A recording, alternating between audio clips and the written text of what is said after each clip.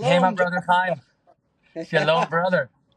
It's good to see you, and brings a smile to my weary face to see your. Uh, well, you never look weary, even though you're doing so much, 10 times more than the average busy person. Not the average person, than the average busy person. You're doing 10 times more. And as you know, Emma's doing good. Thank you so much for you guys. She had dinner with you guys a Shabbat ago, 2 weeks ago. But she's back on her base. And I know you're off for a day and then you're going back now, or you're up in the north right now? So I have a few days here, but there's a chance I may get to be on the Lel Seder, and I'm planning on doing a big online Eve of Passover. With the matzahs and the Yeah. whole Seder plate. So I'm planning on leading that. And I talked to our commander. He said you're probably gonna be able to get out for that. We know you have the Aliyah Return Center, and you're Yeah. helping. And so I'm really hoping that that's gonna work, and people will join us, and it's gonna be exciting. Okay, great. Listen, it is April 15th. Yesterday, people say April 13th, 14th, but it really started at midnight, April 14th, like after that, right? Because April 14th will be forever in history. October 7th, April Absolutely, 14th, as absolutely. an unbelievable day in the state of Israel. Where, can you just describe what it was like? Are you in the north right now? Is it at your house? I'm in the north now, yeah, because I'm on this little break right now from the front lines, and it's so nice to refresh, see family, recharge, rejuvenate. And I mean, you would have seen here the Galilee that you love, where you're from, and where you live, and you would have seen explosions, terrifying explosions all through the night. Of course, now I'm on active duty right now. I got my little shepherd stick right here, and ready for different things. And the thing is, though, those are intercontinental ballistic missiles. They're not just regular. Each one's half a ton, 500 kilos of Wow. explosives. And so here we are, and my family. I'm thanking God that I was on this little break because they were kind of terrified. Of course, they're people of prayer and faith, and we're praying. And there's people around the world that were praying all night. But around 2 in the morning, we found they announced. And there wasn't any sirens here, which is I think they just didn't want people to. They were hoping people would sleep. I think I don't know Oh my what was word. I don't know what was going on, why there weren't sirens, but you saw missiles all over. It looked like Star Wars. It looked like some movie scene, and just the heavens were. And now they were taken out before they got into Israel airspace. You could see them, but it was before they got actually into our airspace, and which was just phenomenal. And I just thought, wow, you think is there going to be a Lebanon war, but you don't think are we going to be directly attacked by Iran? You don't think that, and No. so the fact that Well, it you keep happened. hearing it and it doesn't happen, so you're like, nah, it'll never. Well, it could happen, but you're like, oh, maybe it'll never happen. And now Yeah, this is unprecedented, right? totally, totally. And people were on their knees praying. We were praying, and it was just a moment where it's going to go down in history. It's gone down in history already. And it's that Prince of Persia. It's that destroy Israel enemy spirit. And that some people said it was a revenge from just like how America took out Soleimani, and so us taking out Mohammed Reza, whatever what his was name. And so that wasn't in an embassy though. It wasn't an embassy. It was a command and Isolated. near an embassy. Yeah, in Oh, Damascus. yeah, yeah, yeah. But it was an isolated fire against him. It wasn't like an Yeah, embassy got blown up or anything. a Um, strategic military precision strike yeah. on these terrorists, and so yeah, Well, I'm and thinking so about you and the kids. I was thinking about you and the kids, and Matia and my Levi are best friends, and so how did it go for the kids that night when rockets are coming down? Did they even know? Did you guys somehow find a way to keep them removed from all of it? Because I know you have little ones, the three little ones. bomb shelter. Most of the country spent a sleepless night in their bomb shelter Hmm. praying. We quickly grabbed. Of course, we have Israel's just in this time right now, and it's really not always like this.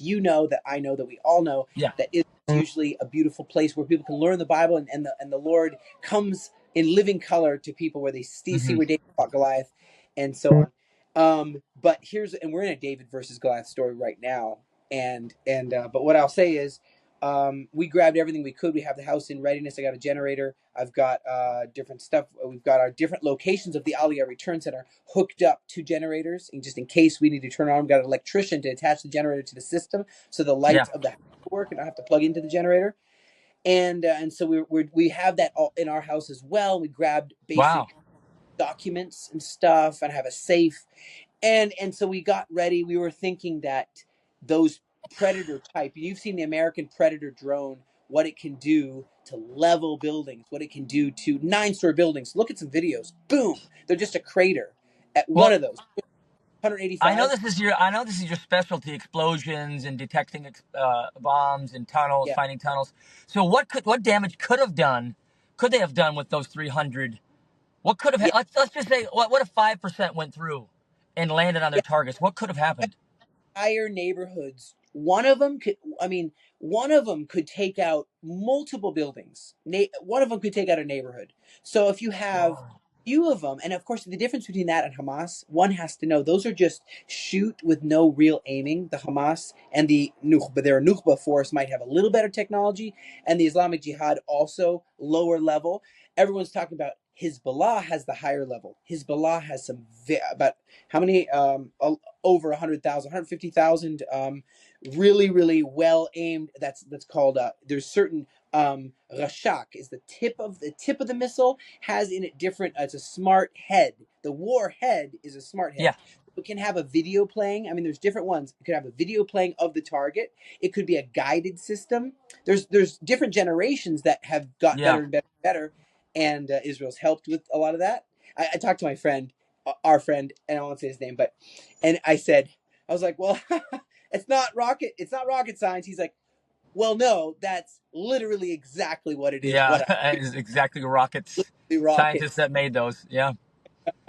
Wow. And so, but that's what it is. Wow. And different types, they could level entire cities. They could have wiped out Tel Aviv, all of Tel Aviv. Just think of that easily. The No. whole wiped out. I think And people that are watching this, like, oh, we shot them out, nothing happened. But if we didn't have the help, I mean, Israel, of course, is well equipped. We had help from America, Jordan, any other countries that helped us in the sky shooting yeah, them down as and well? UK, France, okay. France, United States of America, UK. yes. Wow. And people were questioning that will America stand with us in the real face of obliteration, and they did, and Wow. they still through it all, they're still the best friend Israel has in the world. But yes, France also, and UK, and Wow. Jordan. Now Jordan was harboring in a way terrorists, and there was certain a terrorist buildup right at the Jordanian border where we go swimming in the hot springs in Hamad Yeah. Gader. There was a giant buildup of forces of these terrorists Right within, there. and they no, but I now could they're walk there from my studio. yeah, no, Wow. far from your music house studio. And so then I'm like, oh man, where does Jordan stand? And King Abdullah and his wife Rania, and she's originally from, she's an Arabic woman, a Palestinian, a refugee from the 1948 war, and They all carry Jordanian citizenship or Egyptian, right? So she probably was that's Jordanian. Jordan is a Palestinian state, has been. Also, Gaza was like a Palestinian state with no Jewish people at all. They just get 150 million or whatever dollars a month or whatever. I don't and fancy cars and fancy houses but people don't talk about that. And then they have a beachfront property. I don't own a beachfront property that's worth tons and tons of money. They have all that. And imagine you show up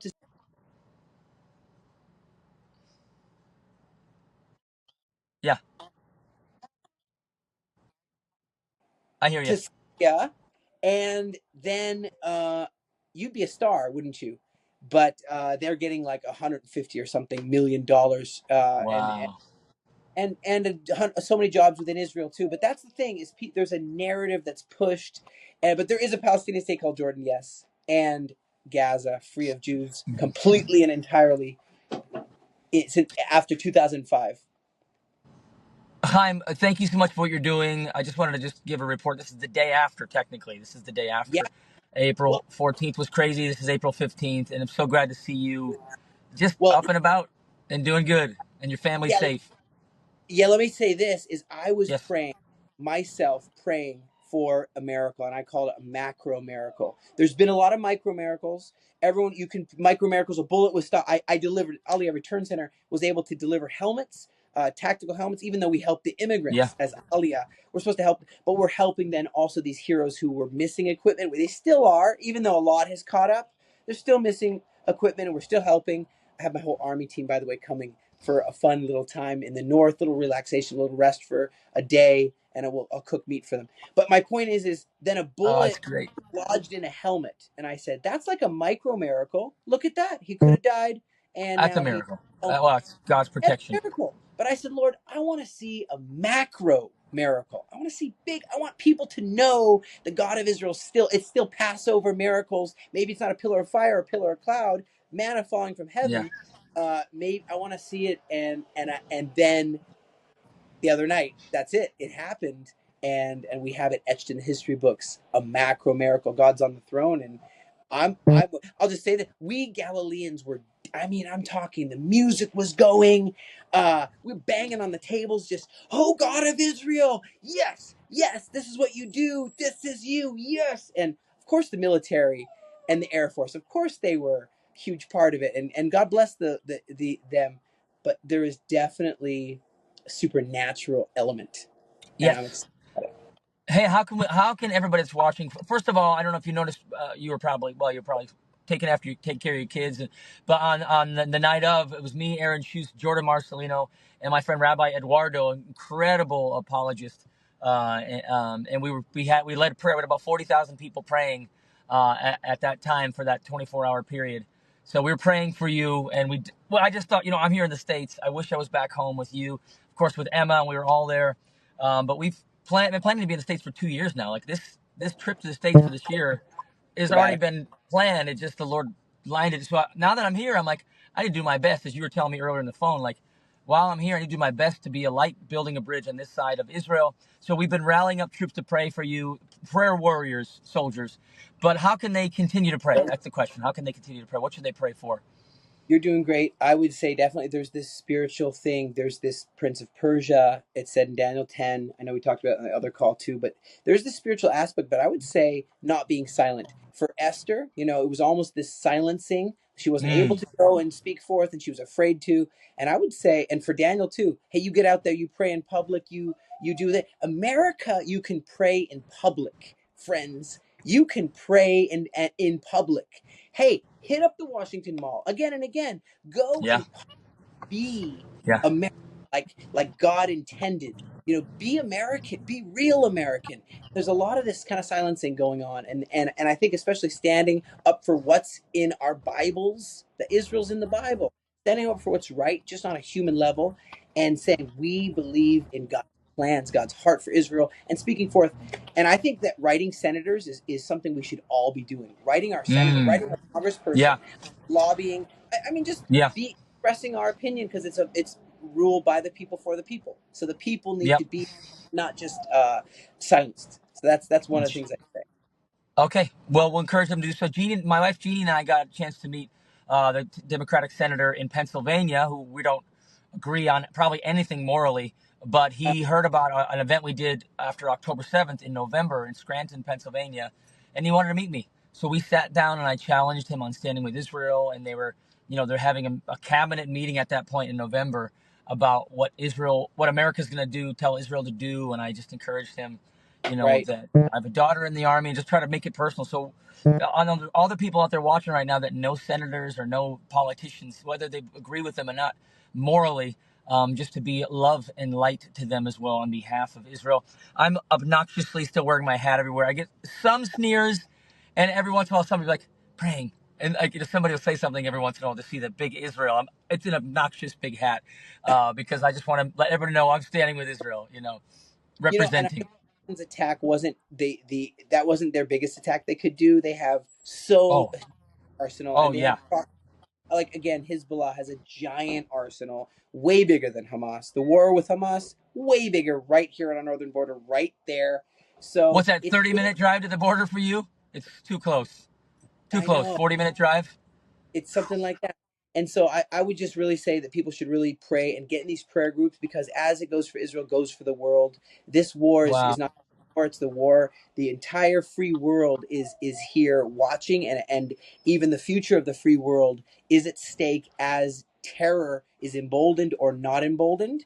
And that can continue to happen like it did in 9/11. I hate to bring that up even, but Yeah. emboldened terror the way we want to go. So I'll say this is that even the Aliyah Return Center throw that out there. That's the charity. It's what the charities that we're doing and helping families that have fled and new immigrants. And there's a lot that are filling out requests. They're not all here yet, but a lot. I'm talking, spikes of 500% of people filling out requests that they want to make Aliyah, which is that return to the promised land and live here and make their home here. And we're thinking, man, maybe we start building those pre-made houses from America. Maybe we ship them in. Maybe we set up in the Galilee places. Yeah. I don't know, but God is going to do it. We just need to be on the side and be overcomers. The promises to the Yeah. overcomers overcome.